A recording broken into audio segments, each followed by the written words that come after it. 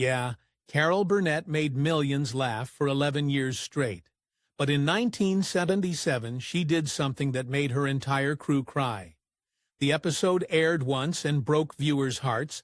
Critics called it brilliant, awards poured in.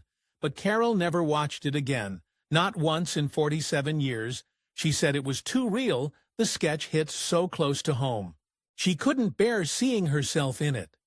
What made America's Funniest Woman refuse to face her own performance? Carol Burnett was born on April 26, 1933 in San Antonio, Texas. From the very beginning, her life was surrounded by pain. Her parents, both alcoholics, were unable to care for her. Her father worked at a movie theater, but he couldn't hold a job for long. Her mother drank just as much and wasn't emotionally present. Both would later die from alcohol-related illness. By the time Carol was just a toddler, she had already learned what it felt like to be unwanted. The people meant to love her most had chosen bottles over bedtime stories. It was a lonely, unpredictable world, and Carol learned early on that laughter could protect her from breaking when her parents fully gave up on raising her. Carol was taken in by her maternal grandmother, Mabel White, in 1940. They left Texas and moved to Hollywood, but there was no red carpet waiting. They lived in a single cramped room in a run-down boarding house surrounded by other broken souls.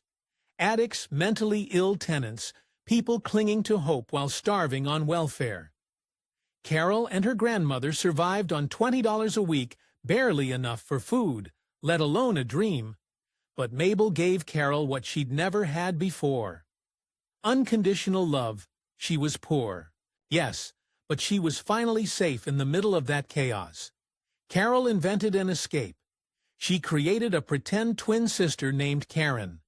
Karen was everything. Carol wasn't confident. Beautiful, always smiling, and Carol made her so real that even the other tenants believed she existed. She'd run up the fire escape, change clothes, change her hair, and reappear as Karen, charming and playful. Then, minutes later, she'd return as Carol. The fact that these adults, many of them barely hanging on themselves, believed it says a lot about both Carol's acting skill and how much everyone in that house needed something joyful to believe in. But some escapes were more real than others. Every Saturday, Carol and her grandmother would go to the movies. Tickets cost 25 cents, for more than 10% of their weekly income. For those few hours, Carol left behind the peeling paint, the shouting, and the fear on screen. Life sparkled. Stars danced, people kissed. There was food, beauty, and order. But when the credits rolled, survival came back into focus. They couldn't afford toilet paper at home, so they'd quietly steal it from the theater bathroom. They weren't ashamed, they were desperate. Even at 7 years old, Carol understood what it meant to be hungry for more than food. One day, sitting in that darkened theater, she heard Johnny Weissmuller's famous Tarzan yell echo through the room. It hit her like lightning at home. She began mimicking it obsessively, perfecting every pitch and rhythm. She had no idea she was training her voice, building the kind of breath control most singers take years to master. It was just a game, but it became a signature. That yell would later bring down audiences in laughter and applause during her live shows. What began as a child's imitation became one of the first tools in her comedy arsenal by the time Carol finished high school. She had one dream: journalism. Her mother had always wanted to be a writer, and Carol felt obligated to finish what her mother couldn't. UCLA was the goal, but when the time came to enroll, she faced a brutal reality. She didn't have the $50 needed to cover tuition. That's around $600 today. For most people, it would have meant the end, and for a while it seemed like it was. Then something strange happened. A stranger whose identity she never learned stepped in and paid the amount, no strings. No explanation, just enough money to change her life at UCLA. She planned to study journalism, but one elective theater class flipped her world upside down in that room. Something inside her clicked. She wasn't shy anymore. She wasn't poor or invisible. She was funny, loud, and completely alive. Her professors noticed it. So did her classmates. She could sing, act, and make people laugh in the same breath. Suddenly, journalism looked too small for her. She switched majors. It was risky, but for the first time in her life, she wasn't surviving. She was dreaming that risk paid off quickly at the end of her freshman year. She was named Most Promising Newcomer in UCLA's theater program. It was more than a title. It was a prophecy. It told her she wasn't crazy for chasing this dream. It gave her the courage to push harder, to take the stage seriously, and to stop apologizing for wanting more than just survival. The award opened doors, giving her better roles in school productions and support from mentors who could see she wasn't like the others. She wasn't just another hopeful actress. She had the kind of spark you couldn't fake. Carol Burnett was just a college junior in 1954 working as an usher for 65 cents an hour when her life took a strange turn at a party in San Diego. She wasn't there to celebrate. She was stuffing hors d'oeuvres into her purse to bring home to her grandmother. That's when a sharply dressed stranger approached her. He wasn't in showbiz. He was a millionaire shipbuilder from La Jolla. Carol told him she dreamed of going to New York to make it on Broadway, but couldn't even afford UCLA's $43 tuition. The man made her an offer that sounded too good to be true, $1,000 each for her and her boyfriend, Don Soroyan, but he gave them 3 rules. Never reveal his name, only use the money to get to New York. And if they made it, they had to help others do the same. He didn't want credit. He just said someone had once helped him, and he was paying it forward. His wife would later say he'd done this kind of thing before, for gas stations, restaurants, and people chasing dreams with the $2,000 in hand. Carol and Don packed up and left UCLA behind. They headed east in 1954, even though Carol had never been further than Texas. She didn't know anyone in New York, but she didn't care. She said later, "I didn't know enough to be scared." They landed in the city and checked into the Algonquin Hotel at $9 a night. It was too much. The money started disappearing fast at one point. Carol broke down crying while making a collect call to her family, who begged her to come back. Then right as she was about to give up, she heard a radio announcement. A hurricane named Carol was moving up the coast. She took it as a sign. Somehow it gave her strength to stay. She soon found herself in a completely different world. The rehearsal club. It was an old boarding house for young women trying to break into the arts for $18 a week. Carol got a cot in a shared room with 4 other actresses. There was only 1 bathroom and 1 closet, but to her it was paradise. She'd been sleeping on a couch. Back home the place buzzed with energy girls practicing lines, singing, running around with curlers in their hair to make ends meet. Carol worked as a hat-check girl at night and auditioned during the day. It wasn't glamorous, but it was real. In March 1955, she and the other girls put on a show called the Rehearsal Club Review and mailed out invitations to agents and producers. Big names like Marlene Dietrich showed up that night. Doors started opening. Her first big break came from something totally ridiculous, a love song about John Foster Dulles, the stiff, serious U.S. Secretary of State, written by Ken Welch. It was a joke song, over the top and absurd. But Carol performed it so perfectly that it became her signature. The audiences went wild. She got invited on to the Jack Paar Show and then the Ed Sullivan Show on January 6, 1957. She stepped out onto the Sullivan stage with her knees shaking. But by the end of her set, people were howling with laughter. In August that same year, she went back to perform the Dulles song again, plus a parody of Puppy Love. That ridiculous ballad turned her into the talk of New York comedy. For the next 5 years, Carol kept grinding. She had a small role on The Paul Winchell Show in 1955, where she played a ventriloquist's dummy's girlfriend that led to a part alongside Buddy Hackett in Stanley. which only lasted a year, but in 1959 everything changed. Carol landed the lead in Once Upon a Mattress, a new off-Broadway musical that got picked up for Broadway. She played Princess Winifred, a loud, clumsy girl from the marsh, who was completely unlike any fairy tale princess. The show exploded in popularity.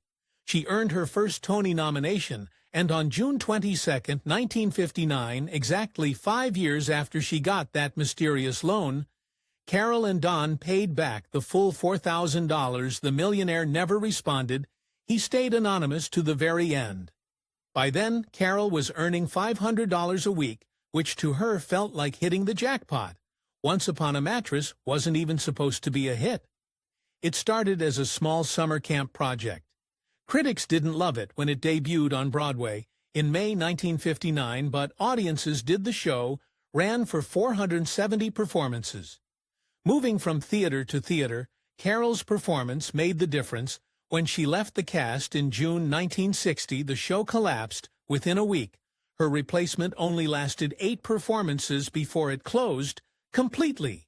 Carol had become irreplaceable. Then came The Gary Moore Show. From 1959 to 1962, Carol went from rising star to full-on television powerhouse. She won her first Emmy in 1962. Her cleaning lady character became iconic. But the real impact of that show was in what it taught her. Gary Moore's unrehearsed Q&A warm-ups inspired the live audience interactions that would later define the Carol Burnett Show. The show also helped launch other major stars, including Don Knotts and Jonathan Winters. It ran from 1950 to 1967 and became one of the most influential variety shows ever for Carol. It was a masterclass in timing, character, and risk. In 1962, something magical happened again. This time at Carnegie Hall, CBS was hesitant to let her do a special with Julie Andrews.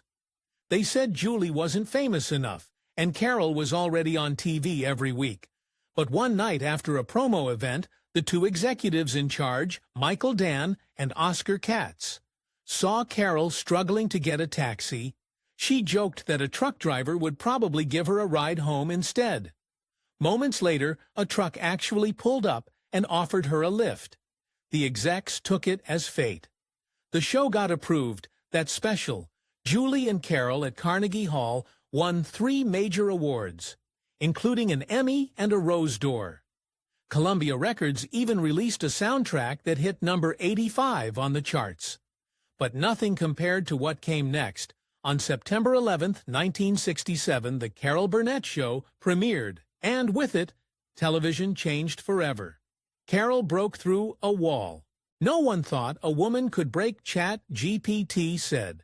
For 11 straight seasons, from September 11, 1967 to March 29, 1978, The Carol Burnett Show pulled in 30 million viewers every single week. That wasn't just good. It was historic. Few shows have ever reached that kind of audience. It became more than entertainment. It was an event. Time magazine even named it one of the 100 best television shows of all time. TV Guide placed it at 17. Variety ranked it 23. That's how big it was. But this wasn't just about big numbers. The show changed television itself. It was one of the first variety shows to feature live comedy skits in front of a studio audience. That style went on to inspire Saturday Night Live and Carol Burnett. She broke serious ground. She wasn't just another star. She was one of the first women to lead her own variety show at a time when most of television was run by men. She changed the rules and opened the door for countless women in comedy. No matter the day or time slot, the show held strong, whether it aired Monday nights at 10 or Saturday nights later on. People kept watching. That kind of consistency is rare. And it wasn't just the fans who noticed during its 11-year run. The Carol Burnett Show won a jaw-dropping 25 Primetime Emmy Awards. That's right, 25.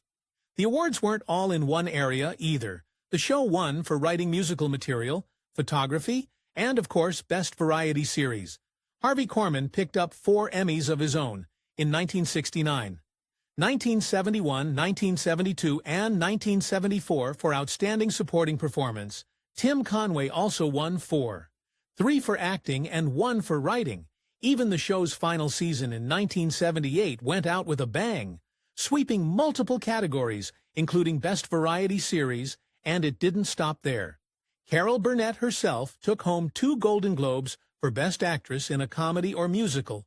In both 1977 and 1978, the show also won the People's Choice Award for Favorite Variety Program, 3 years in a row.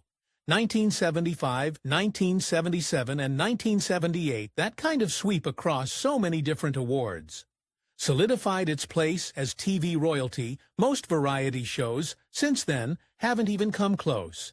But behind the scenes, not everything was laughter and applause.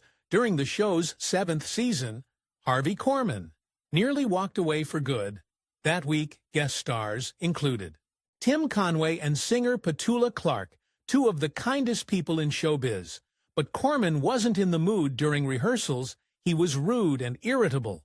Carol Burnett usually let things slide, but not this time. She pulled him aside after the Friday night taping and asked what was going on. Korman gave a brutal answer. "I'm just not happy here," he said. Then he slammed the dressing room door in her face. That was it. Burnett called his agent and fired him. But over the weekend, Korman changed his mind. He begged for another chance. Burnett agreed, but with one condition. She told him, "Monday morning, I want to see you skipping and whistling down the hallway at CBS." And that's exactly what he did when he stepped off the elevator. Monday morning, he was skipping and whistling. Burnett burst out laughing and had a plaque made for his door. Happy go. Lucky Korman stayed with the show through season 10. Then came Tim Conway. Conway was the wild card. He had a rule: never go all out in rehearsals. He saved his best bits for the live tapings, even if it threw everyone else off. "Some of it comes on the spur of the moment," he once said, "and some I keep in the back of my mind." That strategy meant every performance was fresh and totally predictable. Harvey Korman said it best: he never does anything the same way twice. The most famous moment of Conway's chaos came during The Elephant Story, in a sketch from the family series. He told a long, ridiculous tale about a circus elephant. As he rambled on, Carol Burnett, Vicki Lawrence, and Dick Van Dyke tried everything to stay in character. But the story kept getting funnier and weirder by the end. Even Vicki Lawrence lost it. She hit back with a line so unexpected it cracked up everyone on set. "Are you sure that little asshole is through?" Even Conway broke into hysterical laughter. Moments like that became the soul of the show, raw, real, and completely unscripted. But not every scene was funny in 1977. Something happened that shook Carol Burnett deeply. It came from one of the recurring sketches, The Family. She played Eunice Higgins, a woman weighed down by disappointment and crushed dreams. Normally, the sketch mixed comedy with dysfunction, but this time they took a risk. No jokes, no exaggeration, just pain. The sketch was called The Gong Show. In it, Eunice believes that singing feelings on a talent show will finally launch her to fame. Instead, the judges mock her. One of them was played by real-life game show host Alan Ludden. Burnett played the role straight. No funny accent, no silly movement, and by the end, the entire crew was close to tears when the episode aired. It didn't lose its punch. The camera pulled back slowly on Eunice's tear-streaked face as the lights dim. No music, no laughter, just heartbreak. Viewers were stunned. Critics praised it, but Burnett never watched it again. In a 2010 interview, she said it was too real. "Eunice's pain felt like my own. That's because it was real." Burnett had grown up in poverty. She knew what it felt like to dream big and get laughed at. That sketch hit too close to home. She later explained her feelings in an interview with Harper's Bazaar. "I'm glad we did it," she said, "but it wasn't what our show was about. We were there to make people forget their troubles, not remind them." Still, the sketch left a mark. It led to a TV movie in 1982 called Eunice and a spin-off sitcom. Mama's Family, Burnett eventually walked away from the sitcom. Unhappy with its direction, but the original episode remained legendary. Carol Burnett didn't just make people laugh behind the scenes. Her life was full of heartbreak, chaos, and family battles that would have broken most people. It all started in college when she met her first husband, Don Soroyan. They were young in love and both dreamed of making it big in show business. He was born in Omaha in 1928 and had big Broadway ambitions. They met at UCLA in 1952 and married 3 years later in 1955. But their love story didn't last. Don's daughter from a previous relationship died, and he was never the same. Carol's career took off, while his stalled. The pressure cracked their marriage.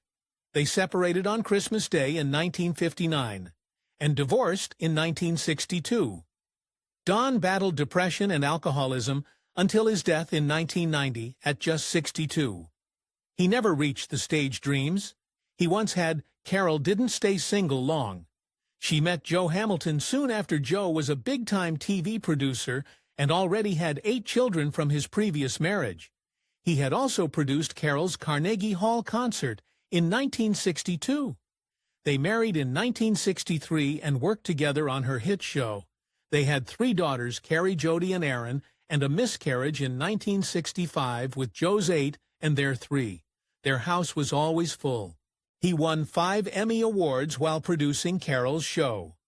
But while their careers soared, their home life cracked in 1976. The National Enquirer printed a lie that Carol was drunk at a restaurant while sitting near Henry Kissinger. That hit her hard, not just because it was false, but because she had spent years speaking out against alcoholism. She sued the tabloid for $1.6 million. The case lasted 5 years and revealed how reckless tabloids could be. A paid informant had actually told the Enquirer that Carol wasn't drunk. But they ran the story anyway. She won the case, but after appeals, it was settled for around $200,000. It wasn't about the money. It was about clearing her name, and it changed tabloid journalism forever. But the biggest battle of her life wasn't in court. It was at home in the late 1970s. Her daughter Carrie fell into drug addiction hard at just 13. Carrie was using cocaine, marijuana, mushrooms, and quaaludes. She later said she used drugs so she could stop being Carol Burnett's daughter and just be her own person. From 1976 to 1979, Carol watched her child slip away. She sent her to rehab. After rehab, at one point, Carrie ran away from a Texas facility. Carol feared she might lose her daughter forever. Carrie eventually got sober at 17, but it came at a cost. Carol had to make the hardest decision of her life. Carrie hated her for it. But Carol once said, "You have to love them enough to let them hate you for over a year." They didn't speak, but she never gave up, and when Carrie came back, they became closer than ever. Carrie landed a major role on the TV series, Fame proving she had talent of her own. She and Carol acted together in movies, episodes, and finally wrote a play called Hollywood Arms based on Carol's life. They were joined at the hip, but tragedy struck again in 2002. Carrie died from pneumonia, caused by lung cancer that had spread to her brain. She was only 38. She never got to see Hollywood Arms open on stage. Carol was crushed, but she pushed on, saying, "I owed it to Carrie." Carol's second marriage had already ended in 1984. By then, Carrie's addiction, the pressure of their careers, and the emotional strain had worn down her and Joe Hamilton. They had sent their 2 younger daughters to live in Hawaii, so they wouldn't see their parents fall apart after the divorce. Joe stayed close to the family until he died of cancer in 1991. But even after 2 marriages and 2 massive heartbreaks, Carol found love again in the late 1990s. She met Brian Miller while performing in Long Beach. He was 23 years younger, but that didn't matter. They got married in 2001. She was 68 and he was 45. Just 2 months later, Carrie died. Brian helped Carol get through the darkest time in her life. He encouraged her to finish Hollywood Arms, and they've stayed together ever since in 20s on 20, when Carol's youngest daughter, Erin, was battling addiction and couldn't care for her own son. Carol and Brian stepped up. They took custody of their grandson. Dylan. Erin's addiction had become a 19-year nightmare. She'd been in rehab 8 times, spending nearly 240 days. Institutionalized, the courts got involved when Erin's home became unsafe for her son. In July 2020, Erin sent suicide threats to her children. Police had to step in, and she was placed on a psychiatric hold. Carol filed for legal guardianship of Dylan. Shortly after, within weeks, the court gave Carol and Brian temporary custody once again. She was stepping in to protect her family even when it broke her heart. Carol Burnett stunned everyone when she appeared in the final season of Better Call Saul. She was 89 years old, but her acting was sharper than ever. She played Marion, a kind but sharp elderly woman who slowly uncovered the truth about Saul Goodman in the episode Waterworks. She sat quietly in her kitchen, using Ask Jeeps to dig into Saul's lies. What she found changed everything. "I trusted you," that moment was unforgettable. Saul panicked. The tension built up until she delivered a single line that crushed him. He even considered silencing her forever. The show's co-creator, Vince Gilligan, later admitted that writing a scene where Saul thought about killing Carol Burnett's character felt awful. "She's an American treasure," he said, "but that's what made it so powerful." Her quiet strength and trembling voice made viewers sit on edge. Then she calmly hit her life alert button and turned Saul. Critics called it one of the most chilling and brilliant moments in the show's history. That wasn't the only time Burnett surprised people with her range back in the 90s. She joined the cast of Mad About You as a guest star.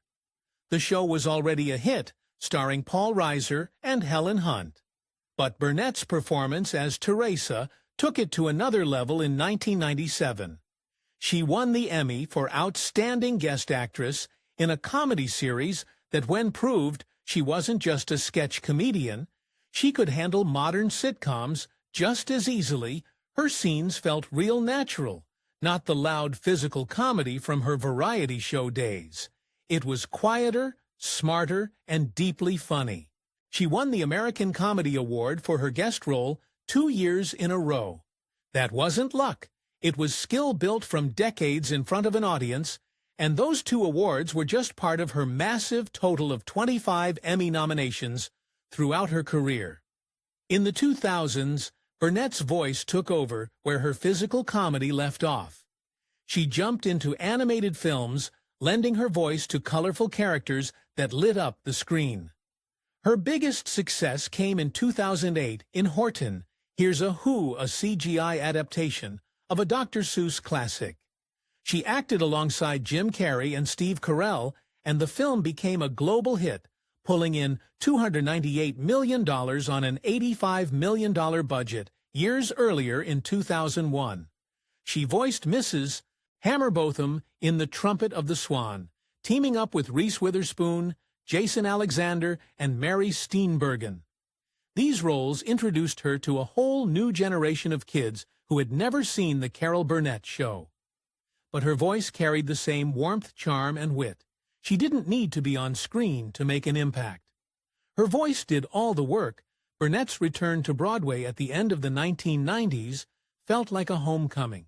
She starred in Stephen Sondheim's musical review, Putting It Together, which opened at the Ethel Barrymore Theater on November 21, 1999.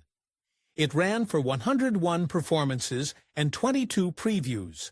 Burnett played the wife standing beside theater greats, like George Hearn, Ruthie Henshaw, and John Barrowman. It had been 30 years since she last performed on Broadway. But when she hit the stage, it was like she never left. The show was even filmed live for television and home release, capturing moments both polished and unscripted, like when her skirt fell during a scene and she turned it into a gag mid-performance. Even critics who gave the overall show mixed reviews had nothing but praise for Burnett. She handled Sondheim's complicated music with ease, proving her stage presence was still unmatched. And just when people thought she had done it all, Carol Burnett reappeared this time on Apple TV+. In 1924, she starred in Palm Royale as Norma Delacourt, a wealthy Palm Beach woman who spends most of the series in a coma until she suddenly wakes up. The role demanded a lot. Not only did Burnett have to perform physical comedy, she also had to create a kind of gibberish dialogue to mimic someone just regaining speech. She made it all up on the spot. That level of improvisation isn't easy at any age. But Burnett was 91. Her work earned her a nomination for Outstanding Supporting Actress in a Comedy Series, making her the oldest female nominee in Emmy history. The show premiered on March 20th, 2024, and went on to earn 11 nominations. The cast was packed with stars: Kristen Wiig, Ricky Martin, Laura Dern, Allison Janney. But Burnett still stood out, and once again, new viewers discovered a woman who had been entertaining the world for over 7 decades